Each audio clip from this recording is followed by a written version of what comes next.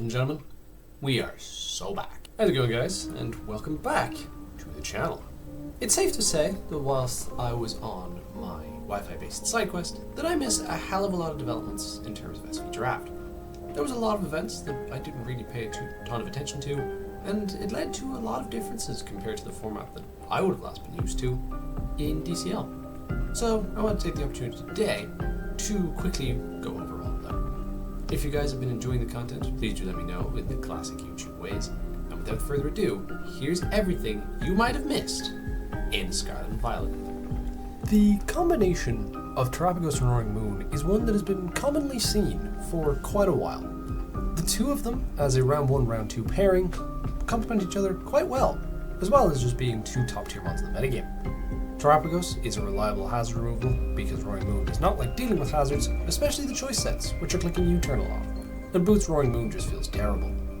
And Roaring Moon helps Terapagos out by dealing with all of the pesky ghost types, which it's safe to say Terapagos does not like, or Tera Ghost, because it can't spin and it can't tear Starstorm.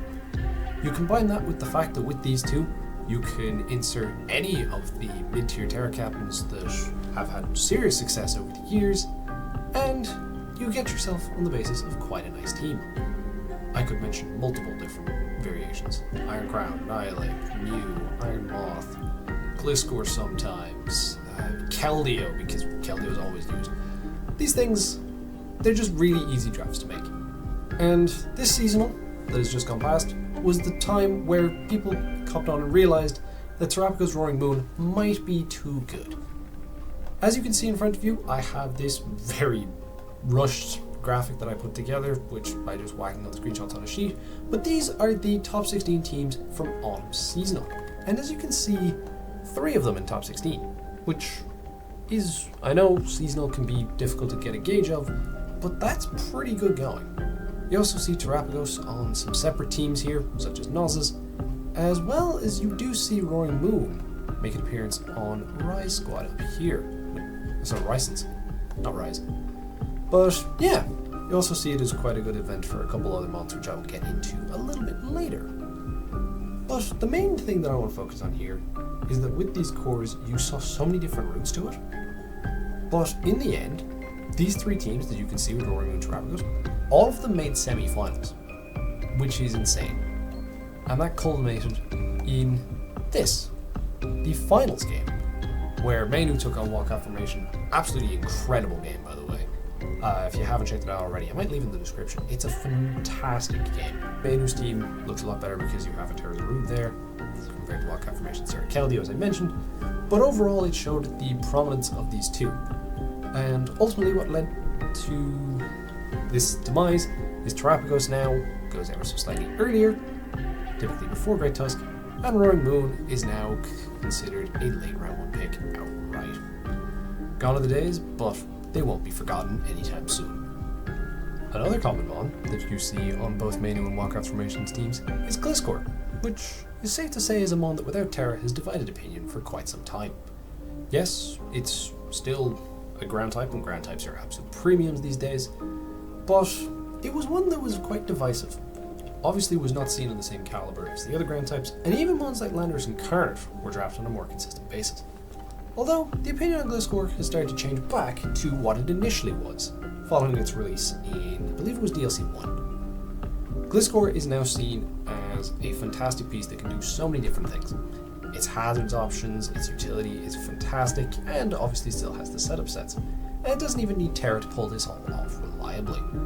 As a result, Gliscor got a points buff going into the events that I will get into in a bit, both in Draft Winter Tour as well as Circuit, and it was easy to see that the mon was going consistently, either late round 2 or early round 3, around the same time that Landorus Incarnate was also going. Obviously, this can be interpreted in a few different ways. Ground types go very early because of how few there are, so Gliscor and Lando eye placements are always a bit inconsistent because there's 5 ground types gone in the first 12 picks these days. But it's safe to say that Gliscor now has a much more prominent place in the metagame. It's obviously super good, and it wouldn't surprise me if there's more price hikes coming in its future. Ever since they were split apart after being stupidly put together in the first place, Ogerpon Wellspring has been the predominant Ogerpon of choice. its Tera variation put in a lot of work in the early metagames, and even in regular form you saw it get use sometimes, especially in bigger events such as seasonals. However, a bit of a changing of the guard, and this has been coming for quite some time. Ogerpon forms such as Hearthflame and Cornerstone have been gaining in serious popularity pretty recently. Even Ogerpon Tealmask got some usage, but obviously not to the same extent because it doesn't have the secondary stab, which sucks for it. So you were seeing Hearthflame and Cornerstone getting some really good usage. Hearthflame because it's a great breaker and the fire typing is quite nice because a lot of teams in this metagame just don't have good fire resists. And if they do, they're fat waters that don't like taking power whips. Cornerstone was because it was a fantastic hazard setter, a great lead due to its access to sturdy, and was also a really good complementary secondary Tera captain to Keldeo due to the price points. And Rock Stab works very similarly to Grass Stab in terms of it's not resisted very well across the metagame, and it's very nice to have reliable Rock Stab, which only Ogerpon can boast. Well, I guess Lycanroc does too, but shh. So it was safe to say that there was a bit of a change in the guard, and this has been coming for quite some time, and Seasonal was the perfect definition of it.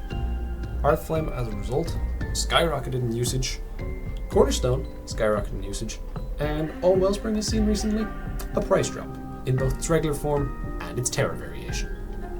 The conversation on sleep in Scarlet and Violet Draft has been one that has been going on for quite some time, predominantly around Darkrai. Hypnosis is one of those moves that sometimes can be quite a tilter, especially because of its high risk, and those free turns can mean everything in such an offensively orientated metagame. And so, there was a survey done after some initial discussions earlier in the year. And at the end of the day, the results came through along with all the tier changes for Draft Winter League as well as for Circuit Playoffs. And it was then that the hammer was dropped. There was quite a few options in this. You could just outright ban it. You could ban Sleep just without Yawn, because Yawn was one that commonly came up as a good positioning tool and wasn't exactly unhealthy. The other option that came up was potentially a complex on Darkrai, but that was quickly shifted due to the dislike of complexes at this time, which I think makes complete utter sense. In the end, the thing that made the cut and was the most popular choice was the banning of all sleep moves except Yawn. And this meant that Hypnosis was gone, Sleep Powder was gone, and all of a sudden, those free turns were no longer a thing. I think it makes sense, this ban, due to the way that this metagame is going, and those free turns can honestly just cost you the game. Honestly, for the most part, I was surprised that this was the decision. Overall, it did mean that Darkrai was the worst affected by this. You could technically say Valiant too, but the only match we really ran it in was the Galarian Slowking matchup, and you hardly even see that thing anyways. Although, even with this ban, it's quite funny because if you scroll down later in this post, you see that Darkrai is one of the mods that got a points increase. Because Darkrai doesn't necessarily need it, it's just absolutely fantastic. You also see some other rises of note here that I'm just going to briefly mention. Roaring Moon, as we've covered already, Terra Keldeo, because it's Terra Keldeo, and Slowbro, which I hate to say I told you so, but I was 100% right that that was the next thing on the menu. You would think that Circuit would be one of the sweatiest places around, as the 16 top placed players over the course of Smogon's events battle it out for the sake of becoming champion and getting a custom avatar, which is always a nice thing. But this year's Circuit was a little bit different. People took risks, people did things that weren't being seen, and overall it led to a really cool drafting experience.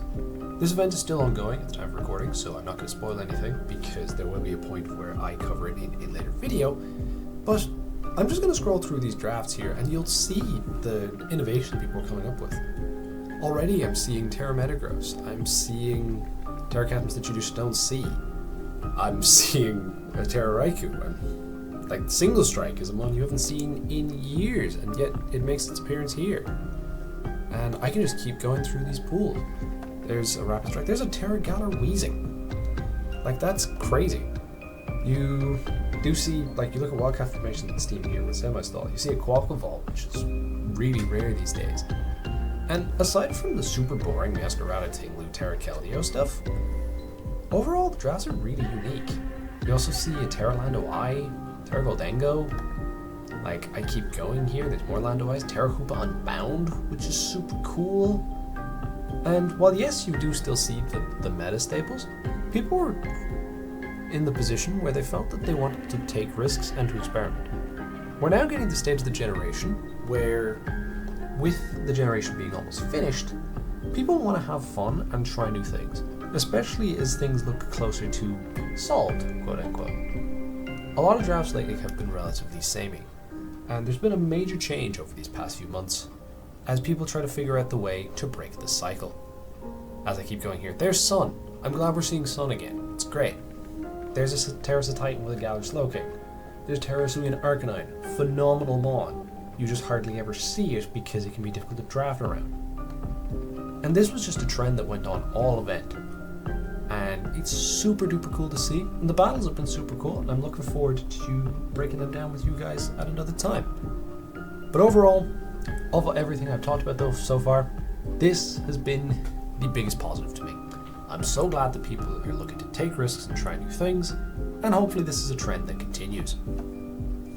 Since the beginning of this generation, Iron Valiant has constantly been considered the realm of mon, as Dragapult has typically been banned. And it's fairly clear as to why.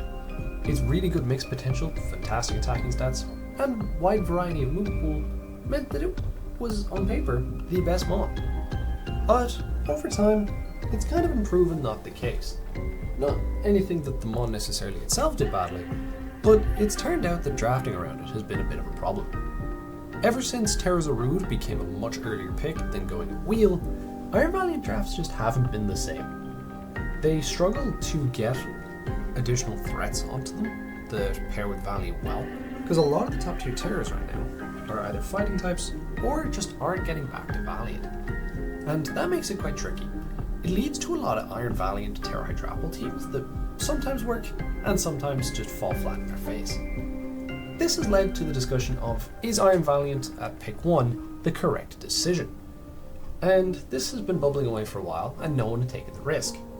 That is, until Draft Winter League rolled around. Obviously, with it being a team tour, the stakes were going to be a little bit higher, because as I mentioned with the circuit, that was used more as a testing grounds. But it's safe to say that people had enough of the Valiant drafts doing poorly and are using their first pick for other things, as Valiant, in every single draft, went third. That leaves a very simple question. What rose to the top? There was always going to be two choices. One Terramon, and one mon that's just a fantastic metagame staple. While Meowscarada seemed the most likely as the mon that typically went a second overall, the issue with Meowscarada is you need one of the 5 ground types. And if you take that first overall, that's a hell of a lot more difficult. As we saw with those circuit drafts and how much Meowscarada and Team Lou we were seeing, and how that was so easy to just slap on a Terra Keldeo and call it a day. It's not quite as easy when your ground type is a Gliscor or a Landorus Incarnate. So, Meowscarada just wasn't quite working, and that left one choice which I think was the correct one, in Terra Tornadus Therian. Torn-T teams have been doing exceptionally well for a very long time now, to the point where it's a mon that I've discussed a lot that I think is the dominant force in the metagame, but people just don't want to talk about it. All you see are AV pivot sets and it being incredibly annoying. You might see Nastapon sometimes, and it might get a couple of kills, but overall you're kind of only seeing the fat pivots that can just be super duper frustrating to break down, which is what you want in a metagame so offensive that it packs a punch while also being able to take one. So Terra Torn-T rose to the top, especially because of how easy it can be to draft around. All you need to do is check off some particular boxes and you're set. There's no real rhyme or reason, there's no major set patterns, they all just seem to work. And so, Terra Torn was what went first overall, and it's safe to say that this has been coming for quite some time.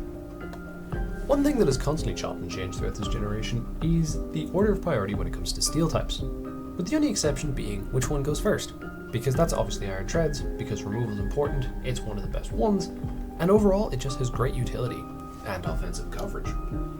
The order from there always gets a bit complicated. You've seen Jirachi go, you've seen Metagross rise in usage, we have seen a Terra Iron Crown fluctuate in terms of when it goes and when it doesn't, but predominantly it has been dominated by the Steel Psychics. That has started to change, and with a certain bird that I've talked about on this channel enough, rising to becoming a round 2 pick. That's right, we're talking about Corviknight. Now, Corviknight at round 2, I'm not 100% sure if it's the right decision. I get the reach for it because it is the best defogger in the tier, as well as having a bunch of utility options such as screens, taunt, can U-turn out, and with the metagame the way that it is, Corviknight's just quite nice. Round 2 might be a little bit of a stretch and could be a case of why Alomomola was going so early as we saw last year, but overall, it's one that we want to see develop. BWL is also ongoing at time of recording, so I'm not really going to dive into the games here too much because I haven't been following them, because I'm on break. So, you look at the rest of them then. Jirachi was getting to the point where it was going at round 3-4 wheel, which is unheard of this generation. You combine that with the rise in popularity of Goldenko, and the Steel-type guard is starting to take a little bit of a change. The Corviknight development is an interesting one, and it's one to keep an eye on as time goes on. And just like that, that is everything you need to know that's happened in SV over the past few months. It's safe to say that it's been a healthy change in my opinion. DCL 3, in the build-up, it looked like the generation was going in a very boring direction, as the rise of mons such as Petra and Alomomola, and their incredibly good results, meant that it looks like things were just getting into its fat era, and the people were going to have relatively samey drafts, which isn't that fun in a metagame that has so many options. Things took a healthy change post then, and people are far more willing to take risks, especially as the metagame draws closer to its conclusion and becoming an old gen, which I think is something that could be quite healthy for SV. Those risks are really good to see, and I hope they pay off for everyone. If you guys enjoyed this recap, please do let me know by leaving a like, subscribing, and if you think there's anything I've missed, please do let me know in the comments. I hope you guys enjoyed this new format as I attempt some different editing approaches, and it's safe to say that there'll be more experimentation coming your way in the coming weeks. I hope you guys have all enjoyed, and I'll catch you in the next one. Peace!